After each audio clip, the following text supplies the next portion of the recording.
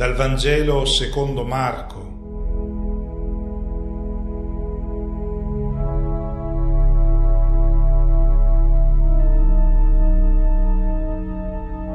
Una buona domenica a tutti. Oggi c'è un accordo quasi unanime fra i biblisti nell'affermare che alla base dei racconti della passione di tutti e quattro gli evangelisti ci sia un racconto più antico, originario, scritto pochi anni dopo i fatti. È un racconto che è stato ripreso quasi alla lettera dal più antico degli evangelisti, che è Marco. Perché facciamo questa affermazione? Quando noi lo leggiamo, noi sentiamo citare spesso il sommo sacerdote, ma non ci dice il nome. Gli altri evangelisti che hanno ripreso questo testo originario e l'hanno seguito come schema dei fatti, quando citano il sommo sacerdote aggiungono sempre Caifa. Nel racconto originario, scritto poco dopo i fatti, non viene citato Caifa perché era ancora in funzione. E siccome Caifa decade nel 36, questo testo originario della Passione deve essere stato scritto proprio in quei 6 anni. Era un racconto molto amato dai cristiani della prima generazione e veniva letto spesso nelle assemblee. E ci chiediamo per quale ragione. Perché si voleva che i cristiani fossero posti ogni volta di fronte alla contemplazione del vero volto di Dio, il volto del Dio che è amore e solo amore, che si era rivelato sul Calvario, nel volto di Gesù che dona la vita. L'uomo ha sempre desiderato vedere il volto di Dio, ricordiamo Mosè, che chiede al Signore: mostrami il tuo volto, oppure il salmista: non nascondermi il tuo volto, Signore, il tuo volto io cerco. Bene, è proprio leggendo questa pagina che la comunità cristiana contemplava questo volto di Dio amore. Questo racconto primitivo è stato poi ripreso dai 4 evangelisti che hanno inserito i dettagli, le sottolineature che servivano per mettere in risalto i temi di catechesi che ritenevano significativi e urgenti per le loro comunità. Oggi noi ci accosteremo al racconto che troviamo in Marco, quello che ci conserva praticamente alla lettera, quel racconto primitivo tanto amato dalla prima comunità. E quindi direi che è con un atteggiamento carico di commozione che ci accostiamo a questa pagina e possiamo addirittura immaginare di ascoltarla in piedi fra i cristiani della prima comunità di Gerusalemme. Noi ci soffermeremo solo su alcuni dettagli che sono presenti solo nel racconto di Marco. E iniziamo richiamando l'attenzione su una prima caratteristica. Marco, a differenza degli altri evangelisti, mette in risalto le reazioni molto umane di Gesù di fronte alla morte che lo aspetta. Lo presenta spaventato, terrorizzato. Ascoltiamo. Gesù e i discepoli giunsero a un podere chiamato Getsemani ed egli disse ai suoi discepoli: sedetevi qui mentre io prego. Prese con sé Pietro, Giacomo e Giovanni e cominciò a sentire paura e angoscia. Diceva loro: la mia anima è triste fino alla morte, restate qui e vegliate. Poi, andato un po' innanzi, cadde a terra e pregava che, se fosse possibile, passasse via da lui quell'ora.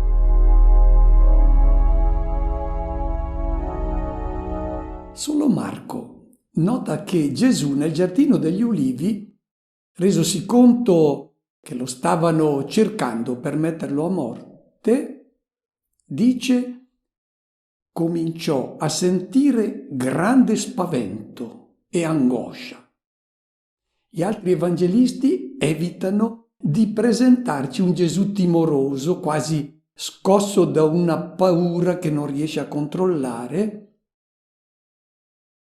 La storia ricorda tanti eroi che hanno affrontato la morte con serenità, con spregio della sofferenza.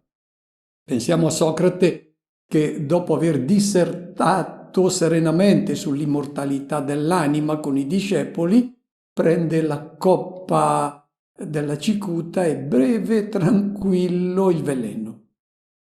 E poi raccomanda al suo discepolo Crittone di offrire un gallo a Esculapio, il dio della salute, perché per Socrate la morte era una guarigione dalla condizione fragile in cui l'uomo vive. Non è fra questi personaggi che va collocato Gesù. Gesù ha pianto, ha avuto paura della morte perché amava questa vita, questa realtà terrena. E là nel Getsemani ha cercato qualcuno che lo capisse, che gli stesse vicino nel momento della scelta più drammatica della sua vita, e avrebbe anche potuto fuggire. È spaventato di fronte alla morte ed è consolante per noi che i fatti si siano svolti come ce li racconta Marco. Contemplando questo Gesù uomo, non superuomo, nostro compagno di sofferenza, noi lo sentiamo vicino, uno di noi. Quando la vita ci pone di fronte a una prova molto dura e anche alla morte, noi ci spaventiamo. E se quel momento difficile non è vissuto alla luce di Dio, possiamo anche perdere la testa, fare scelte insensate. Gesù ci insegna come affrontare queste situazioni, pregando. Nel Getsemani Gesù pregava così: Abba, Padre, tutto è possibile a te. Allontana da me questo calice, però non ciò che voglio io, ma ciò che vuoi tu. Solo Marco, riferendo la preghiera di Gesù al Padre là nel Getsemani, riporta l'appellativo aramaico che ha impiegato, Abba. Dicevano i rabbini che quando un bambino iniziava ad assaporare il frumento, cioè quando veniva svezzato, imparava a dire Abba e Imma. Si sente l'espressione del bambino che comincia a pronunciare le sue prime parole, non riesce a dire papà, dice ba o ma per papà e mamma. Gli adulti evitavano di impiegare questa espressione infantile Abba, che però riprendevano quando il loro genitore era già anziano, cadente, ricominciavano a chiamarlo Abba, dando l'impressione al papà che loro erano ancora bambini e quindi anche lui doveva sentirsi ancora giovane.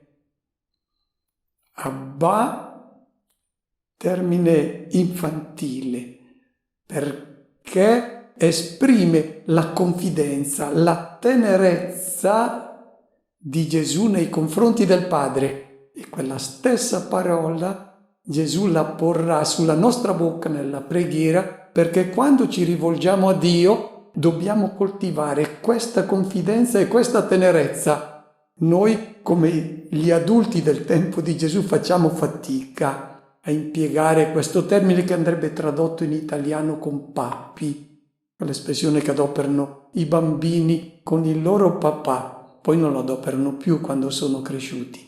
Gesù vuole che noi coltiviamo questo rapporto che lui ha avuto con il Padre. E l'invito a non dubitare mai, anche nelle situazioni apparentemente più assurde, che Dio ci sia vicino e ci ami. E ci aiuta questa preghiera a ricordare sempre che Lui è Abba e che ha in mano le sorti della nostra vita e quindi siamo in buone mani. Questo lo possiamo capire solo pregando in tutti i momenti difficili della nostra vita.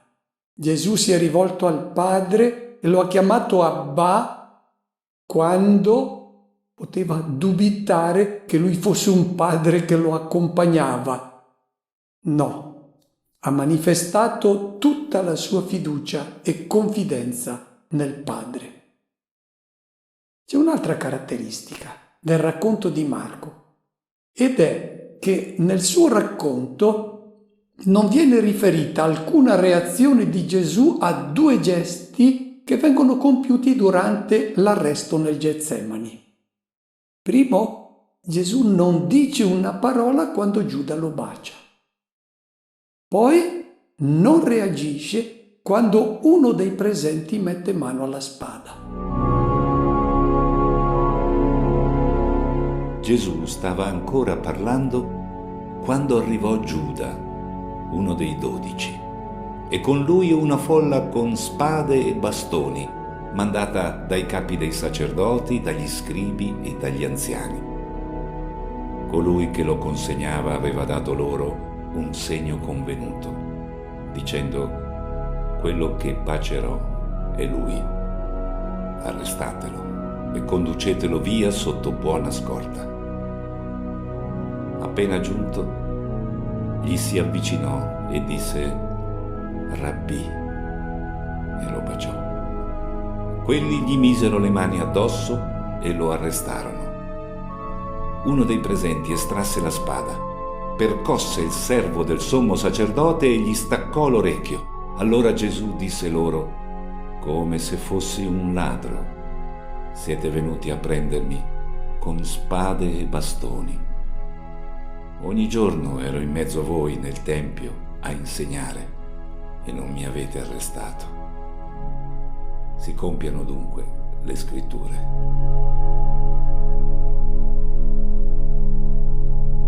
Tutti gli altri evangelisti riferiscono qualche parola che Gesù ha rivolto a Giuda. Luca, per esempio, dice: Giuda, con un bacio consegni il figlio dell'uomo. E Matteo, quando Pietro mette mano alla spada, ferisce le parole di Gesù: rimetti la tua spada nel fodero. Marco ci presenta Gesù che non si ribella agli avvenimenti che non può impedire.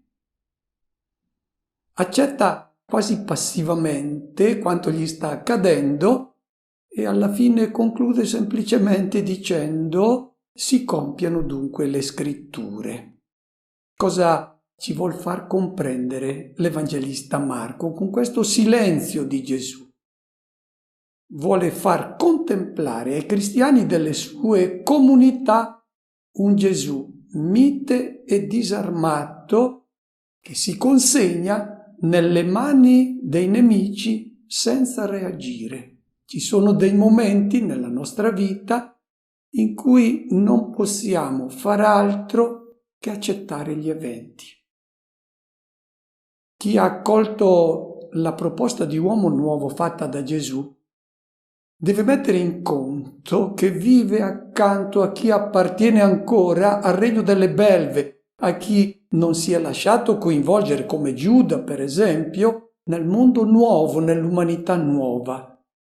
E il cristiano deve saperlo, che dovrà confrontarsi anche con falsità, ipocrisie, ingiustizie, violenze, che sono comportamenti di chi appartiene ancora al mondo antico.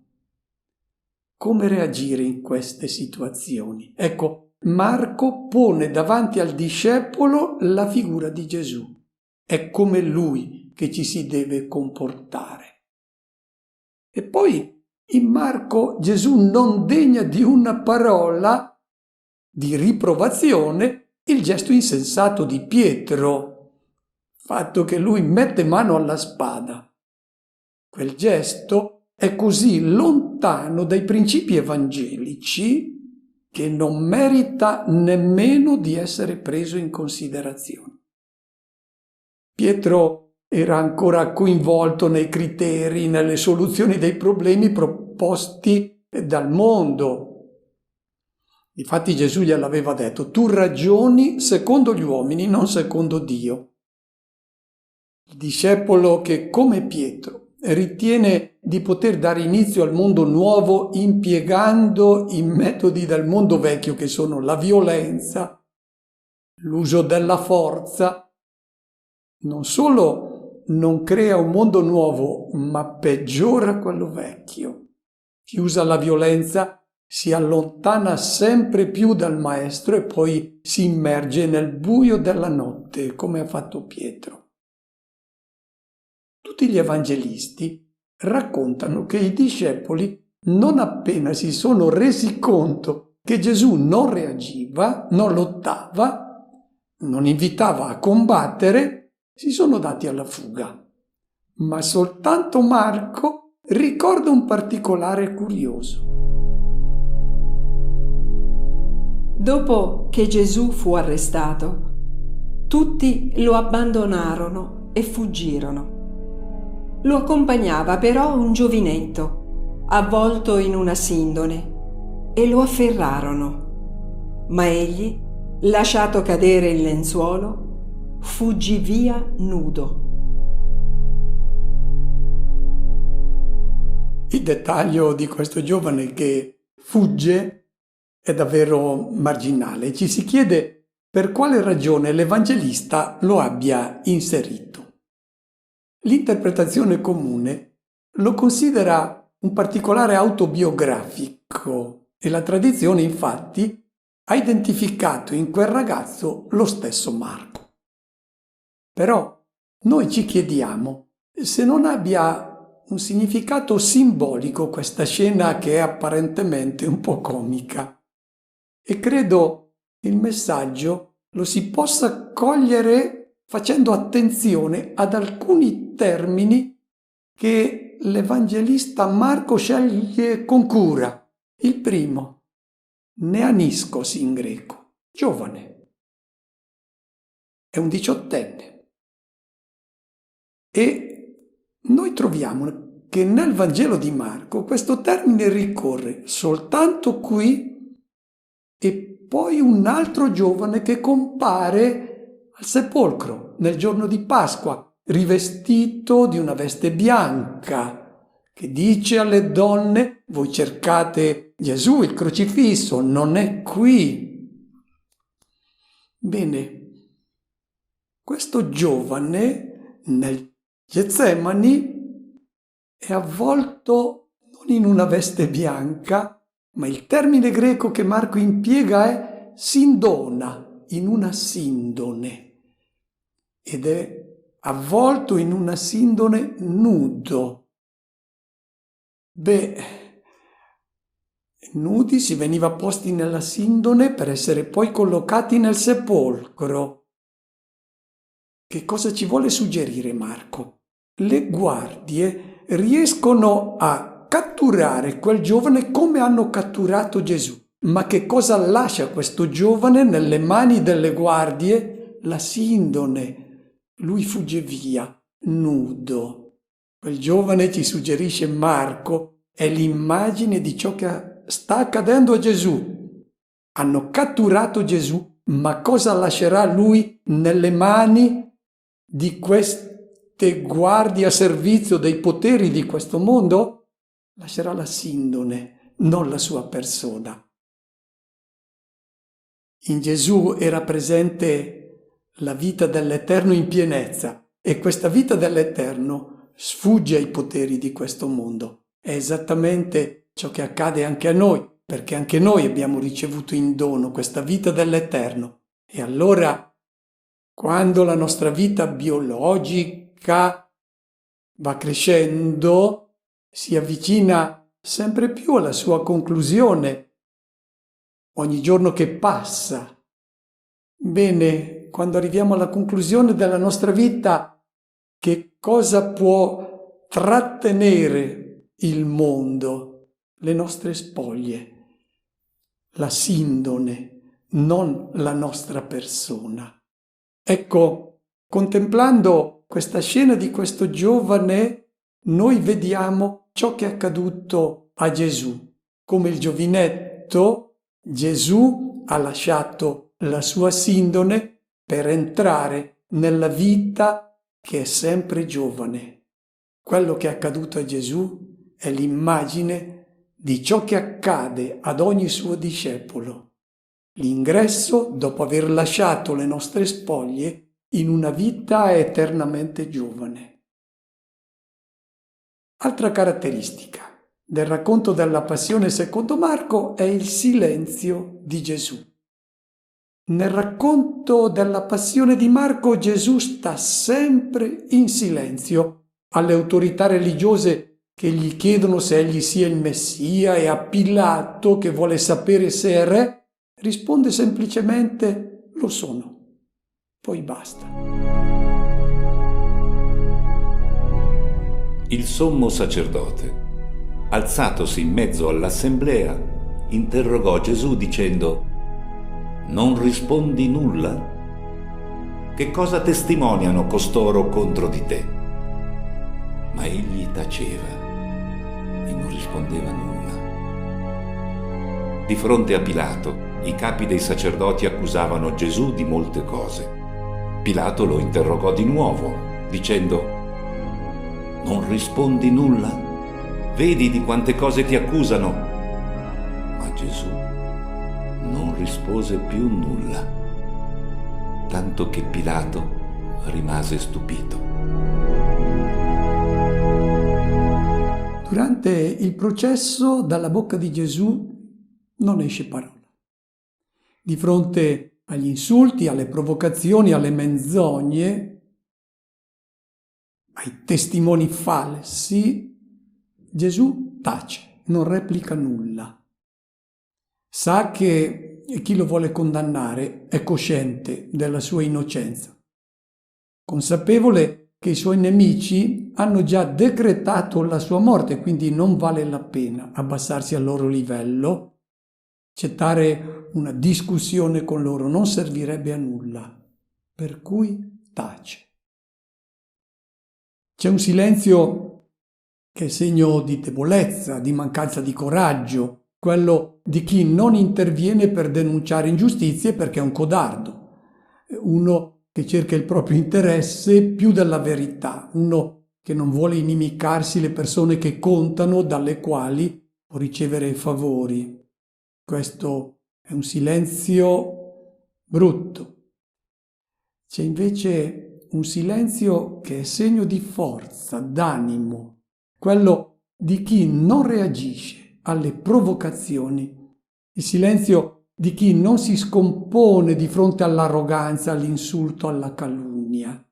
È il silenzio nobile di chi è convinto della propria lealtà, della propria rettitudine ed è certo che la causa giusta per cui si sta battendo finirà per trionfare. Il cristiano non è un pavido che si rassegna, che non lotta contro il male, è uno che ama la verità e la giustizia più della sua stessa vita, ma ha anche la forza di tacere, come ha fatto il Maestro, di non ricorrere mai ai mezzi impiegati da chi lo osteggia, la calunnia, la slealtà, la violenza.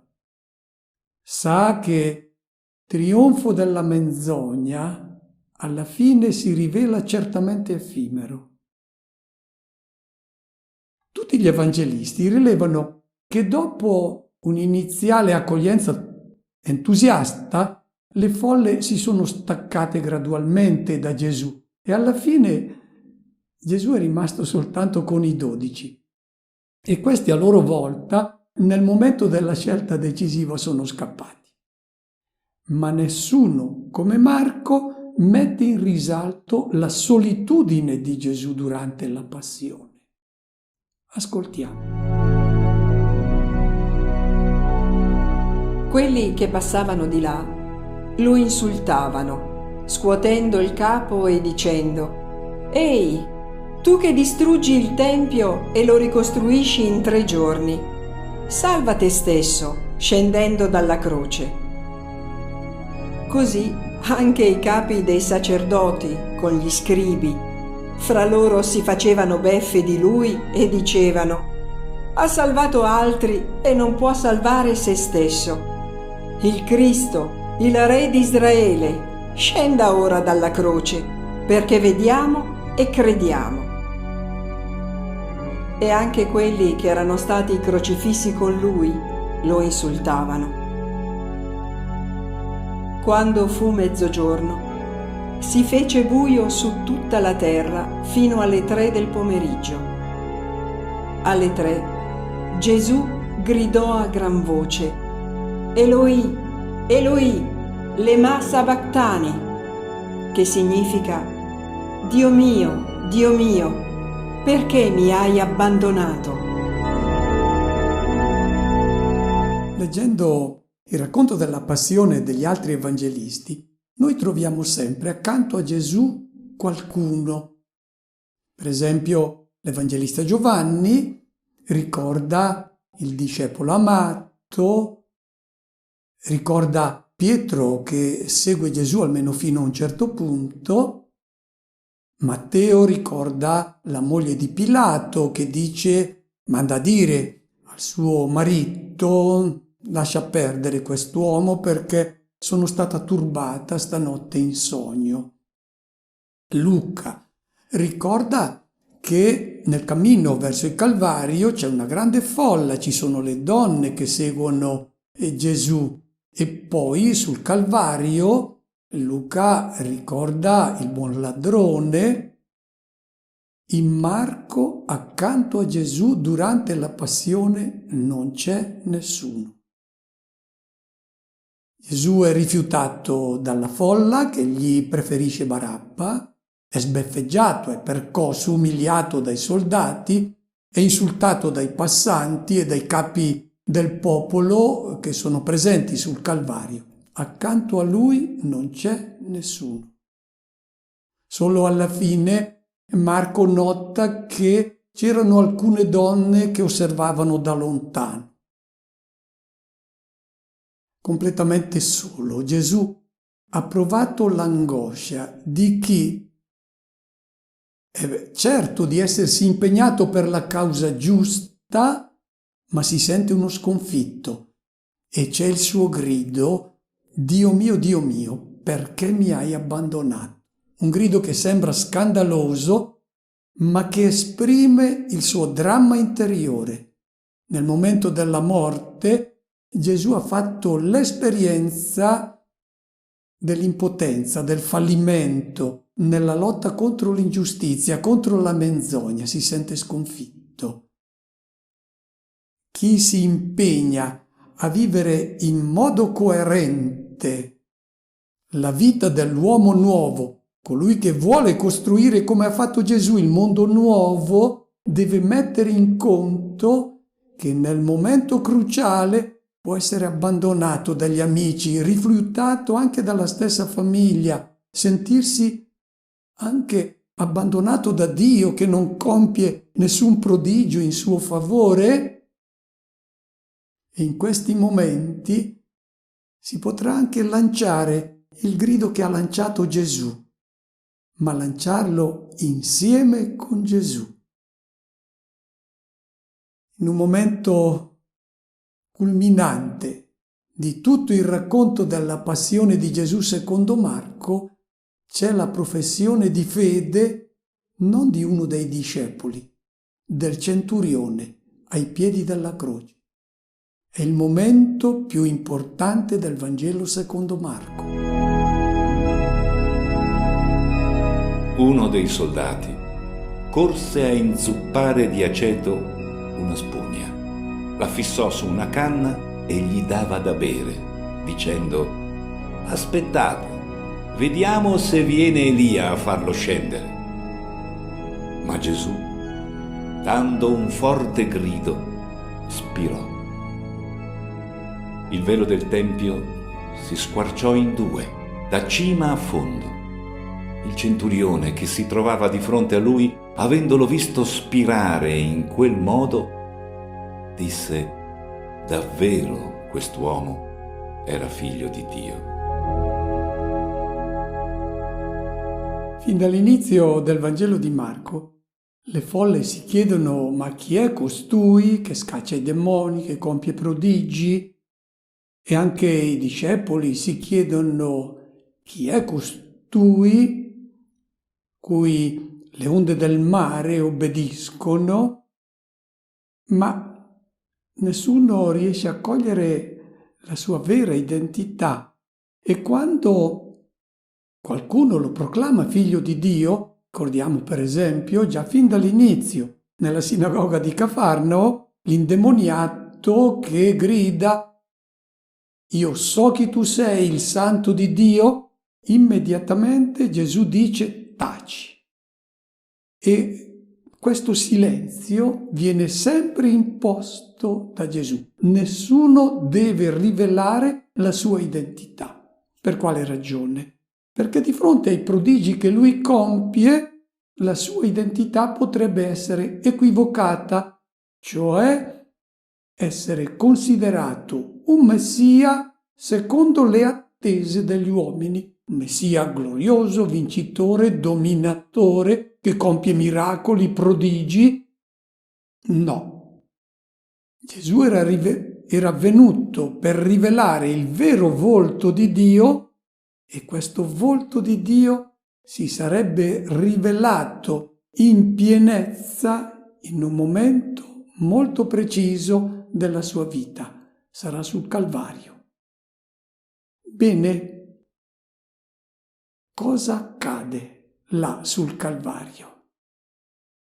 Che i discepoli sono scappati tutti, le folle che lo osannavano non ci sono più, sono scomparse.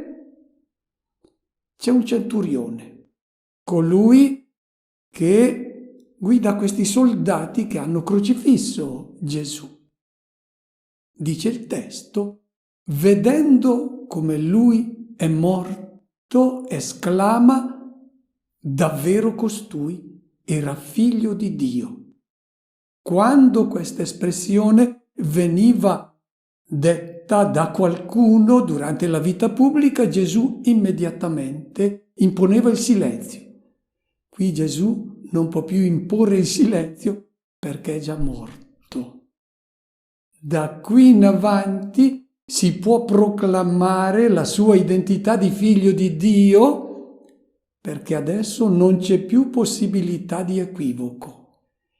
È figlio di Dio, cioè rivela il volto del Padre del cielo, perché l'espressione figlio di significa somigliante a, più che generato da. Qui chi riconosce nel volto di Gesù il volto del Padre non sono i discepoli, è il centurione, un soldato romano. Adesso tutti possono riconoscere in Gesù il figlio di Dio, perché vedendo come lui è morto, cioè vedendo quanto amore ha testimoniato, il dono totale della vita è il segno massimo dell'amore, ed è questo segno di amore che rivela il volto di Dio in pienezza, e questa identità è stata riconosciuta dal centurione.